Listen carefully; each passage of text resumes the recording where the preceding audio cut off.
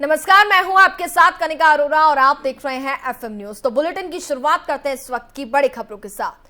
AIMIM chief Asaduddin Owaisi ने मुसलमान का नाम लेकर तंज कसने वालों को जवाब दिया है। उन्होंने कहा कि अब्दुल अगर अब तक पंचर बनाता था तो अब अब्दुल का बेटा अबुल कलाम की तरह साइंटिस्ट बनेगा इंशाअल्लाह। सुनिए आगे उन्होंने और क्या कुछ कहा। और जो लोग बार बार तंज करते हैं, ये संघ परिवार के बीजेपी के लोग मुसलमान का नाम लेके बोलते ए अब्दुल पंचर बनाने वाला है, बोलते हैं ना।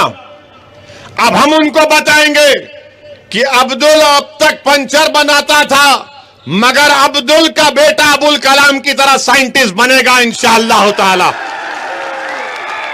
अब्दुल तो पंचर बनाता था, मगर इंशाअल्लाह ताला अब्दुल का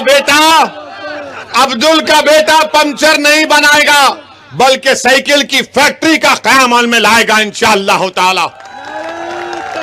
ये हमारे ख्वाब है, ये मेरा ख्वाब है कि कल तक जो पंचर बनाता था उसका बेटा पंचर ना बनाए, बल्कि काबिल और तालीम याफ्ता बने।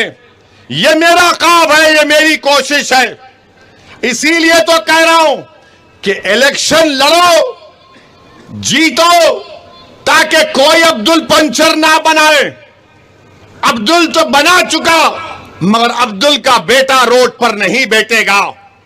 अब्दुल तो मंडी पर फ्रूट बेचता था, मगर अब अब्दुल का बेटा फ्रूट नहीं बेचेगा। उसको ख्वाब दिखाओ। मेरे अजीज दोस्तों, मेरी मां और बहनों, ख्वाब देखना शुरू करो। ख्वाब जब देखोगे तो तभी तो पूरा होगा।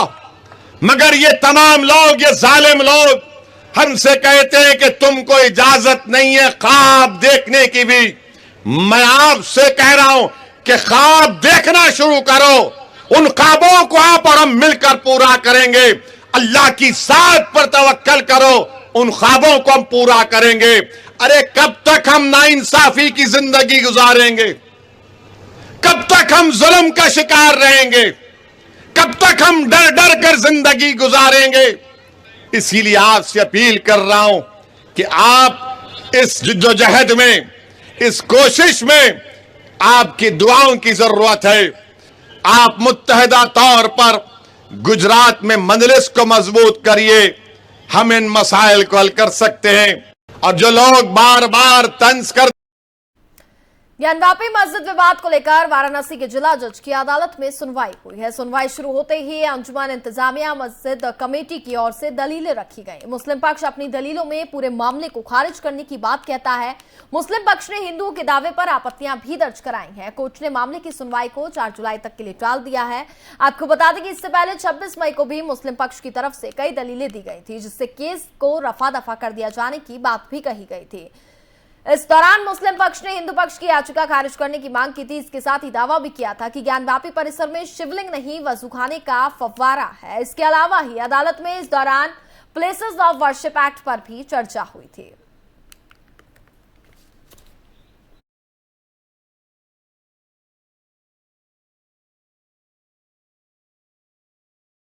दिल्ली के स्वास्थ्य मंत्री सत्येंद्र जैन को हवाला देने के मामले में ईडी ने गिरफ्तार कर लिया है। ईडी की इस कार्रवाई से दिल्ली के केजरीवाल सरकार को बड़ा झटका लगा है। सत्येंद्र जैन पर ईडी ने यह कार्रवाई मनी लॉन्ड्रिंग के मामले में की है। सत्येंद्र जैन पर फर्जी कंपनियों के जरिए लेन देन लेने का भी आरोप है।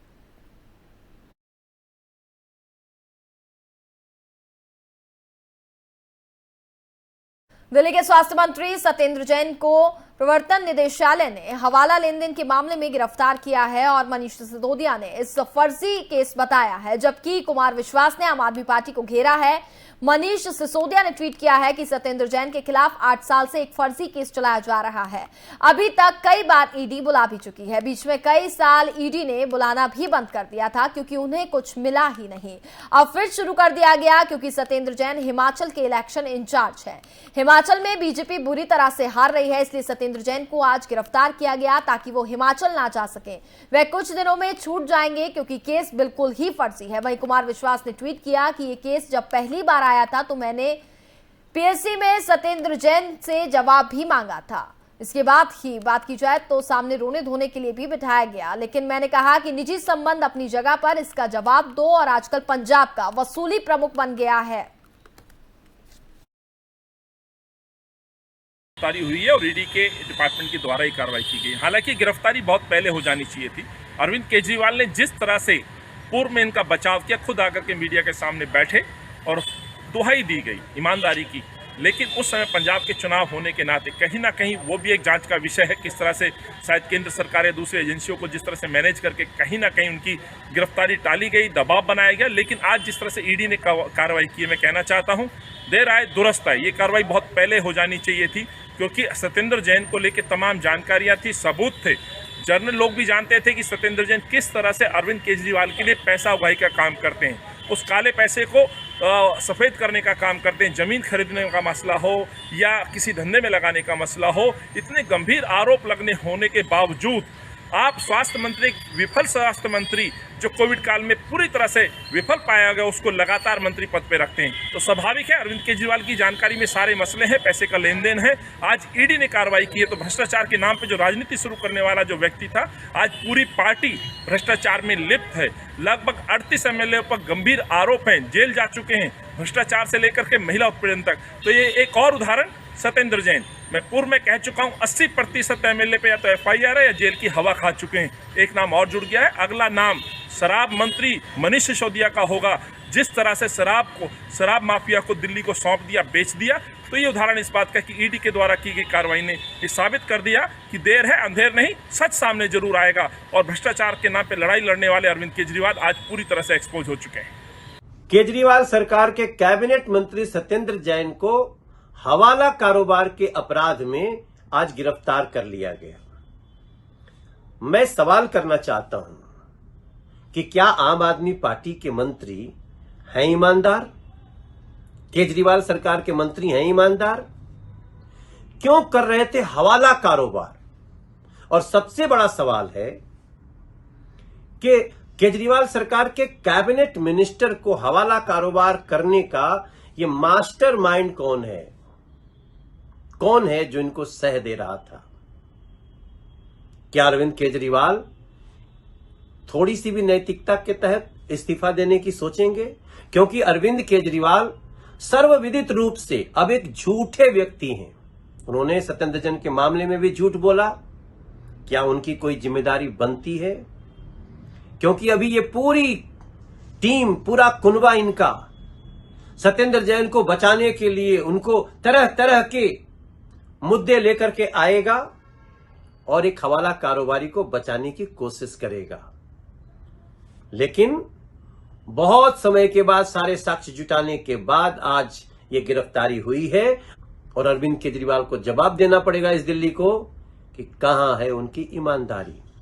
कमाल की बात है, सिखाने चले हैं दुनिया को ईमानदारी और उन्हीं के मंत्री बन गए हैं हवाला कारोबारी। सत्यमेव जयते। आज सत्येंद्र जैन को ईडी ने गिरफ्तार किया है। सन 2017 में मैंने ईडी में सत्येंद्र जैन के खिलाफ ये शिकायत दर्ज कराई थी। हवाला, बेनामी कंपनी, काला धन, मनी लॉन्ड्रिंग, और ये मीडिया में बार बार पिछले 5 सालों में ये कह रहा था मैं कि सत्येंद्र जैन भ्रष्ट है और अरविंद केजरीवाल और सत्येंद्र जैन का नेक्सस दिल्ली को लूटने का काम कर रहा है। आज सत्येंद्र जैन जेल जा रहे हैं और कल अरविंद केजरीवाल को भी जेल में जाना पड़ेगा, क्योंकि भ्रष्टाचार के इस खेल में सत्येंद्र जैन केवल एक कठपुतली है। असली करप्शन, असली मास्टरमाइंड अरविंद केजरीवाल खुद है।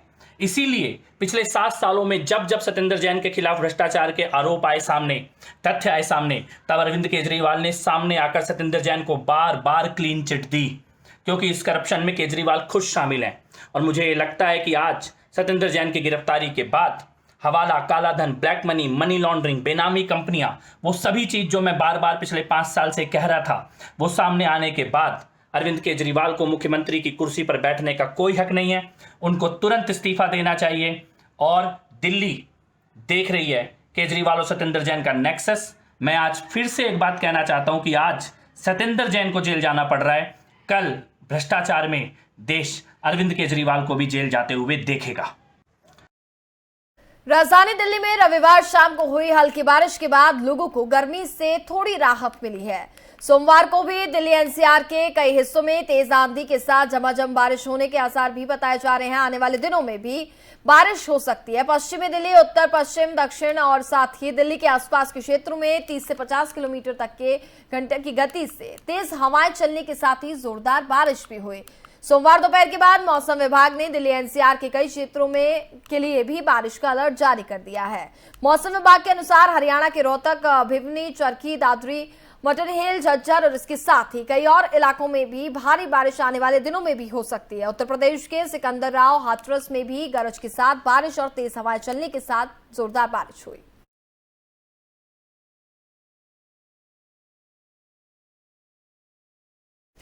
पंजाबी सिंगर सिद्धू मूसेवाला हत्याकांड के बाद राज्य की पुलिस ताबड़तोड़ एक्शन के मोड में नजर आ रही है। बताया जा रहा है कि पंजाब पुलिस ने उत्तराखंड से 6 लोगों को पूछताछ के लिए बुलाया है। वहीं दूसरी तरफ सिद्धू मूसेवाला के शव का पोस्टमार्टम भी पूरा किया गया है। 5 डॉक्टर्स के पैनल ने सिद्धू मूसेवाले के पोस्टमार्टम को पूरा कर लिया है।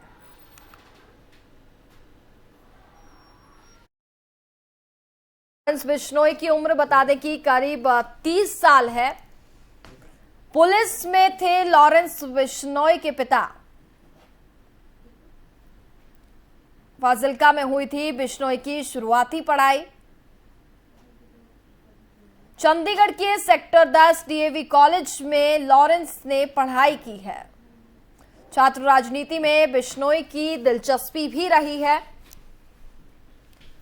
लॉरेंस बिश्नोई ने छात्र संघ चुनाव भी लड़ा था। एग्जाम में फेल हुए तो लॉरेंस ने पढ़ाई जो थी वो छोड़ दी थी। अखाड़े में कुश्ती की प्रैक्टिस भी करता था लॉरेंस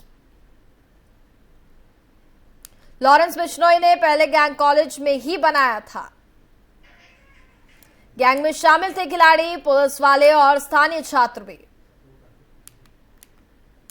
बिश्नोई ने नेटवर्क पंजाब और हरियाणा फिर कई और राज्यों तक फैलाया। 6 राज्यों में फैले बिश्नोई गैंग में 600 से ज्यादा अपराधी। स्टूडेंट पॉलिटिक्स के दौरान पहला केस दर्ज किया गया था। लॉरेंस पर हत्या की साजिश जैसे संगीन मामले पहले से ही दर्ज हैं। 2016 में बिश्नोई पर लगा एक कांग्रेस नेता की हत्या का आरोप। बिश्नोई ने फेसबुक के जरिए हत्या की ली थी जिम्मेदारी। लॉरेंस बिश्नोई को 2018 में मिली थी पहचान। लॉरेंस बिश्नोई को 2018 में पहचान मिली थी और बता दें कि बिश्नोई पर कई आपराधिक मामले जो हैं वो भी दर्ज हैं। संपत नेहरा को जून 2018 में बेंगलुरु से पकड़ा गया।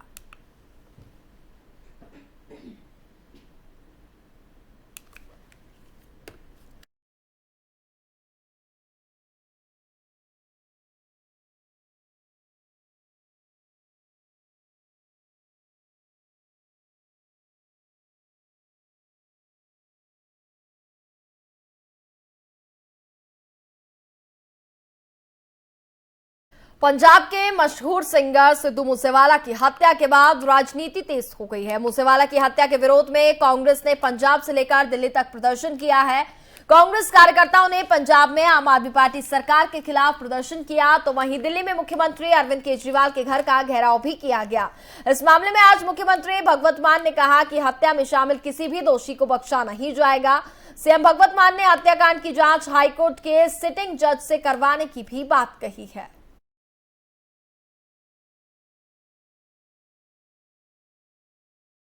मोदी सरकार के 8 साल पूरे होने पर बीजेपी ने प्रेस कॉन्फ्रेंस की। पार्टी अध्यक्ष जेपी नड्डा ने बीजेपी सरकार की उपलब्धियां गिनाई। उन्होंने क्या कुछ कहा, आपको सुनाते हैं। हमारी $3 ट्रिलियन की यूएस डॉलर्स की इकोनॉमी हमारी बनी है और टारगेट इज $5 ट्रिलियन इकोनॉमी हमको बनानी है। तो उस ओर हम प्रगति के साथ आगे बढ़ रहे हैं। कभी हम लोगों ने नहीं सोचा था कि गांधी के नाम पर कांग्रेस के लोग 70 साल राज करके खादी के नाम पर राज करेंगे और खादी का वो बुरा हाल 70 साल में करेंगे। आपको जानकर के खुशी होगी कि इस साल का टर्नओवर 1,15,000 करोड़ है और फास्टेस्ट मूविंग कंज्यूमर गुड बन गया है हमारा खादी। ये हमको समझना चाहिए कि आज खादी को कितना वो दिया गया है। हमारी गवर्नमेंट की स्कीम्स का 100% गवर्नमेंट असिस्टेंस जो है उसको देने का प्रयास किया गया है। गरीब Kalyan Anna Yojana, this has been appreciated world over. It has been appreciated by IMF, it has been appreciated by World Health Organization, it has been appreciated by UN General Assembly. Everybody has appreciated it. Health का issue देखिएगा तो pulmonary disease और pulmonary disease के साथ साथ ये lungs का infection, ये महिलाओं का कम हुआ। इतना ही नहीं, अगर शौचालय की बात करें तो waterborne diseases कम हो गए क्योंकि स्वच्छता आ गई। ये चेंजेस आए हैं, इसको हमको समझना चाहिए। इसलिए उज्ज्वला ने महिलाओं का सशक्तिकरण जिस तरीके से किया है वह भी हम सबको ध्यान में आता है। 2.38 हाउसेज बने हैं प्रधानमंत्री आवास योजना में। अब मैं ही पहले एमएलए होता था, एक इंदिरा आवास योजना होती थी, 40,000 रुपए दिया जाता था। ये आपको ग्राउंड की बात सुना रहा हूं। और हमारे को बोलते थे कि नड्डा जी आप एक पंचायत में 2 घर बता दीजिए, 40,000 रुपए देते हैं। This was the pace of Awas Yojana. और आज प्रधानमंत्री आवास योजना 2,38,00,000 घर बन करके तैयार दे दिए गए। पक्की छत, रसोई का कनेक्शन, गैस का कनेक्शन, शौचालय, बेडरूम, सारी। उत्तर प्रदेश विधानमंडल के बजट सत्र में सोमवार को भी विधानसभा और साथ ही विधान परिषद में कार्यवाही जारी रही। कार्यवाही के 7वें दिन सोमवार को विधानसभा में बजट पर चर्चा के दौरान नेता प्रतिपक्ष अखिलेश यादव ने योगी आदित्यनाथ सरकार को घेरते हुए सरकार को धोखा देने वाली सरकार बताया। अखिलेश यादव ने कहा कि प्रदेश सरकार का ये बजट तो बजट किसानों को धोखा देने वाला बजट है। आगे आपको सुनाते हैं अखिलेश यादव ने क्या कुछ कहा। क्योंकि समाजवाद हमें कभी कभी बताते हैं कि समाजवाद ये है, समाजवाद वो है। हालांकि हमारे नेता सदन तो जानते हैं समाजवाद के बारे में, और लोग नहीं जानते। इसलिए उन्होंने अपने लिए एक किताब बनवाई और छपवाई, और उसमें फ्रंट पे लिखा the rise of socialist, saffron socialist. तो क्या गलत है? अगर हम सोशलिस्ट हैं तो क्या गलत है? आप भी तो सोशलिस्ट हो। क्या ये जो किसानों को आप पैसा बांट रहे हो, क्या ये सोशलिस्ट सिद्धांत नहीं है? क्या आप बेटियों को जो पैसा दे रहे हैं, ये बात अलग है, आपने वादा कुछ किया, दे कुछ रहे हो। जो गरीब बेटियों को दे रहे हो, क्या वो समाजवादी सिद्धांत नहीं है क्या? तो मुख्यमंत्री जी तो जानते हैं, नेता सदन तो समझते हैं, इसलिए उन्होंने किताब अपने लिए लिखवाई, the rise of a saffron socialist. अगर हम सोशलिज्म नहीं समझ पा रहे कि सोशलिज्म क्या है, तो कम से कम हमारे विपक्षी लोग समझाएं। और अगर विपक्षी लोग नहीं समझते हैं तो कम से कम कॉन्स्टिट्यूशन की बुक पढ़ ले, प्रियम्बल में सोशलिस्ट वर्ड है। ये सोशलिस्ट पार्टी की योजना नहीं थी, ये गरीबों की समाजवादी पेंशन थी, और प्रियम्बल में सोशलिस्ट है। और अगर सोशलिस्ट पे प्रश्न लगाते हैं तो आप डेमोक्रेटिक भी नहीं हैं, आप लोकतंत्र पर भरोसा नहीं करते हैं। और अगर लोकतंत्र पे भरोसा नहीं करते हैं और समाजवादी नहीं हैं, तो आप सेकुलर भी नहीं हो सकते। इन तीनों के एक दूसरे की मदद करते हैं, एक दूसरा निर्भर करता है एक दूसरे पर। इसीलिए कहा गया कि हमारा डेमोक्रेटिक सोशलिस्ट सेकुलर कंट्री है। अगर आप सोशलिस्ट नहीं है तो सेकुलर नहीं है, ना डेमोक्रेटिक है, और एक भी अगर हटा दोगे तो हमारा देश नहीं चल सकता।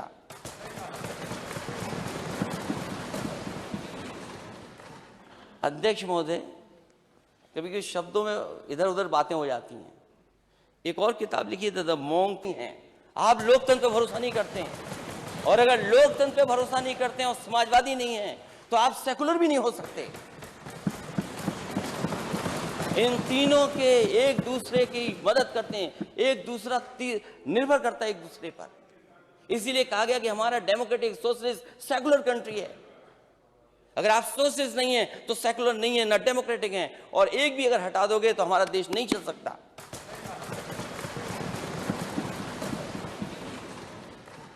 अध्यक्ष महोदय, कभी कभी शब्दों में इधर उधर बातें हो जाती हैं। एक और किताब लिखी है the monk who became chief minister. हम तो आपको योगी समझ रहे थे, मॉन्क कौन लिख दिया आपको? अब ये भी डिफरेंस आप ही बता सकते हो, हम तो नहीं जानते इस बात के बारे में। नहीं, मैं नहीं जानता हूं डिफेंस। जो बजट स्पीच है आपकी और जो बजट स्पीच है आपकी और जो जनता को वादे किए, जो बजट आप रखते हो, जो बजट खर्च करते हो, उसमें गैप है। जो आपका लोक कल्याण संकल्प पत्र है और जो आपका बजट है, इसमें नहीं है कुछ। और अगर 5 साल की बात कर रहे हो तो पिछले 5 साल में क्यों नहीं पूरा किया आपने? किसानों की आय दोगुनी क्यों नहीं की? अगर ये 5 साल के लिए है, अगर ये 5 साल का है, तो आपने अपना संकल्प पत्र नहीं पढ़ा होगा, जिसमें 2022 में आपने खुद लिखा है कि किसानों की आय दोगुनी हो जाएगी। हम जानना चाहते हैं कि अगर ये बात है तो बताएं हमें कि अगर ये दूरियां हैं इनमें, तो आपके पहले संकल्प पत्र में क्या लिखा था आपने? आपने कहा 70 लाख लोगों को नौकरी रोजगार दे देंगे आप। वो सूची कहां है? और आपने कहा कि हम किसानों की आय दोगुनी कर देंगे। वो कहां है आय दोगुनी? तो इसीलिए मैंने कहा कि इन्वेस्टमेंट मीट में जो आपने कहा कि इतने बड़े पैमाने पे एमओयू है, लेकिन आप अपनी स्पीच में खुद लिख रहे हैं कि 3 लाख करोड़ रुपए के निवेश प्रस्तावों का विभिन्न चरणों में काम चल रहा है। अब ये चरण कौन से, ये बता दें हमें, किस किस चरण में चल रहा है? इसका जमीन पे नहीं चल रहा कुछ भी। और फिर जो बड़ी बड़े सपने दिखाए जा रहे हैं डिफेंस कॉरिडोर के, डिफेंस कॉरिडोर का जो बड़ा सपना दिखाया जा रहा है, शायद सरकार। इसी के साथ फिलहाल इस बुलेटिन में बस इतना ही। देखते रहिए FM न्यूज। नमस्कार।